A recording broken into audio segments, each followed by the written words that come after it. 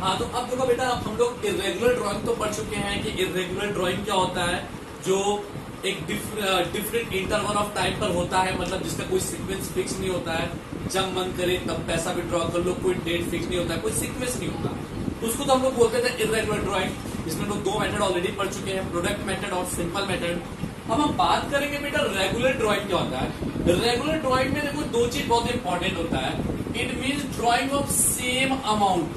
Amount क्या होता है, बिल्कुल सेम होता है। जिससे आप बात करते हो 1000 तो हर महीने 1000।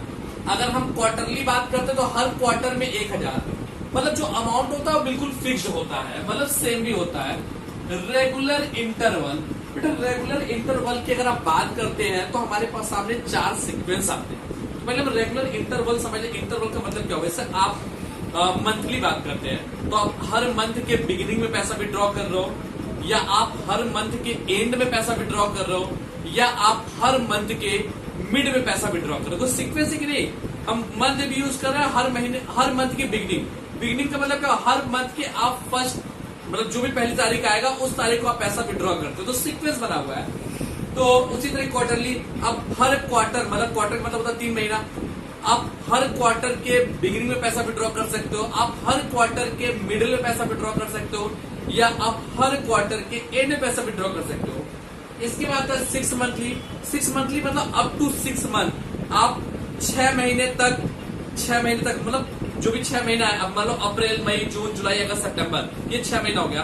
तो आप सितंबर तक, हर अप्रैल से लेकर सितंबर तक आप हर महीने की फर्स्ट डे पे आप पैसा विड्रॉ कर रहे हो, या हर मंथ के लास्ट डे पे पैसा विड्रॉ कर रहे हो अप टू 6 मंथ, या आप हर मंथ के मिड में पैसा विड्रॉ कर रहे हो अप टू 6 मंथ। उसी तरीके से 9 मंथली केस है।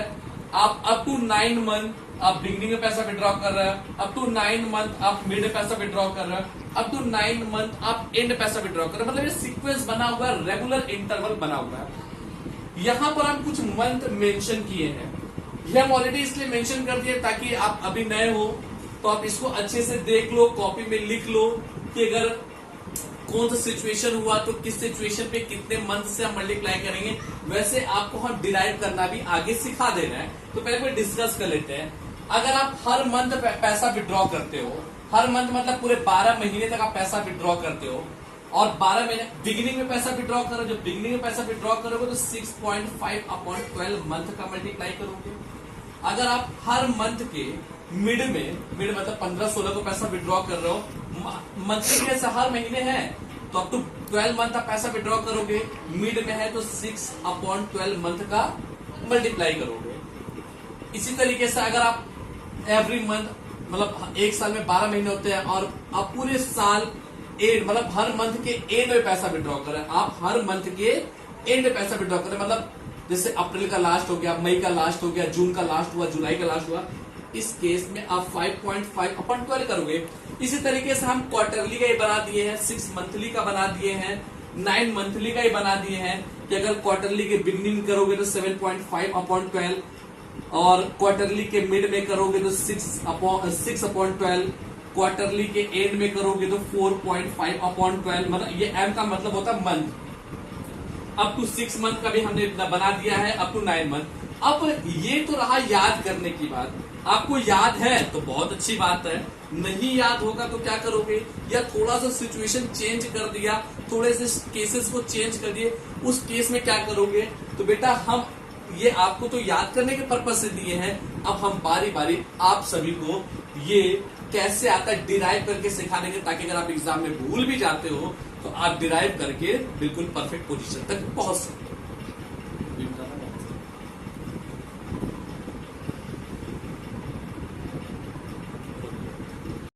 देखो बेटा आप सभी लोग, अब प्रॉब्लम पिछले बार जो था कि याद करना पड़ेगा, कि कैसे याद करेंगे, एग्जाम में भूल जाएंगे तो क्या होगा, हमारा तो नंबर कट जाएगा। तो ठीक है, हम डिराइव करना भी आपको सिखा दे रहे हैं। तो पहले से एक बार हम फिर से लिख लिए हैं, अगर हर मंथ गया, एवरी मंथ मतलब बेटा अप टू 12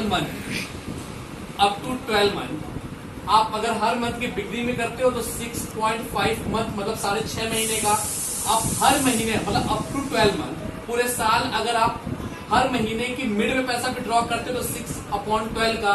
अगर आप हर मंथ पूरे साल तक मतलब पूरे 12 महीने तक हर साल के एंड में पैसा विड्रॉ करते हो तो 5.5 अपॉन 12 का करना पड़ेगा। ये तो याद करने वाली बात रही। अब डिराइव कैसे करना है ये समझना है। तो डिराइव करना अभी आपको आगे समझा रहे हैं। अब देखो इंटरेस्ट ऑन ड्राइंग का जो फॉर्मूला होता है वो होता है टोटल ड्राइंग।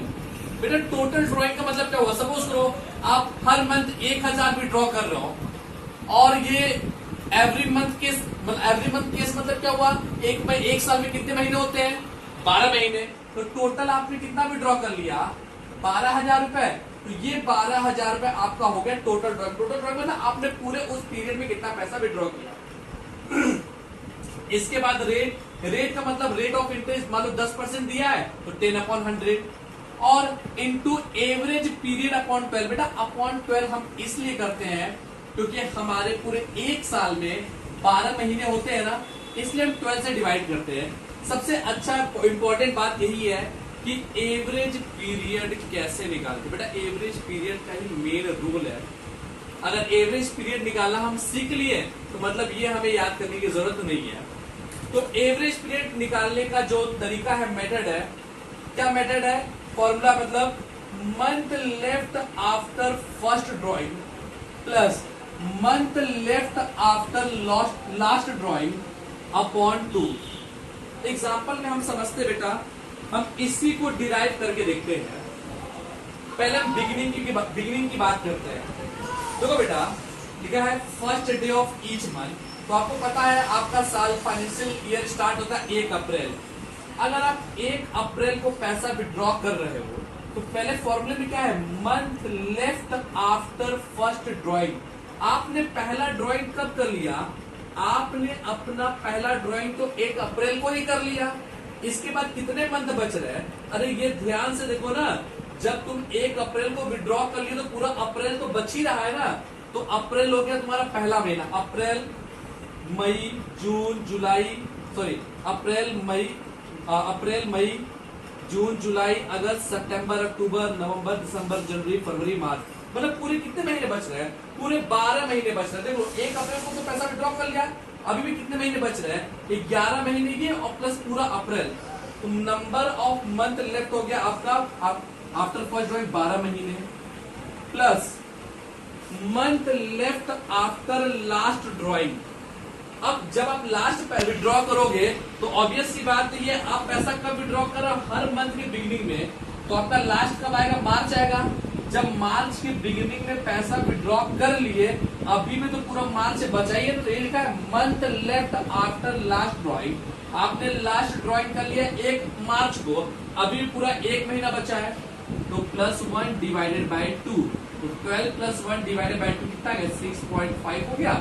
तो देखो आपका बिगिनिंग वाले फर्स्ट डे को मतलब बिगिनिंग के अंदर बिगिनिंग का केस कितना आ गया, 6.5/12। इसी तरीके से बेटा मिड का निकलता है, इसी तरीके से एंड का निकलता है।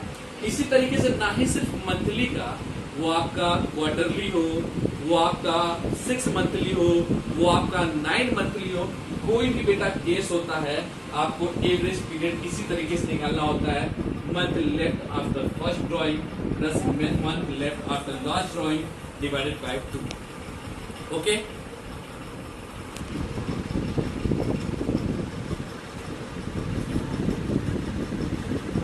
हाँ देखो बेटा ये लास्ट पॉइंट हमारा था जो छूट गया था, तो इसको भी हम लोग डिस्कस कर लेते हैं।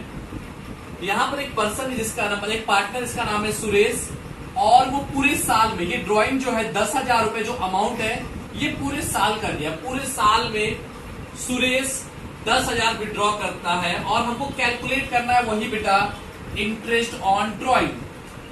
तो अब देखो यहाँ पर एक ही डिफरेंस है, यहाँ पे rate of interest 10% per annum है, यहाँ पर 10% है। मतलब यहाँ पर एनम दिया हुआ है और यहाँ पर एनम नहीं दिया है। तो दोनों केस में क्या डिफरेंस होता है, देखो इंटरेस्ट ऑन ड्राइंग कैलकुलेट करते हैं।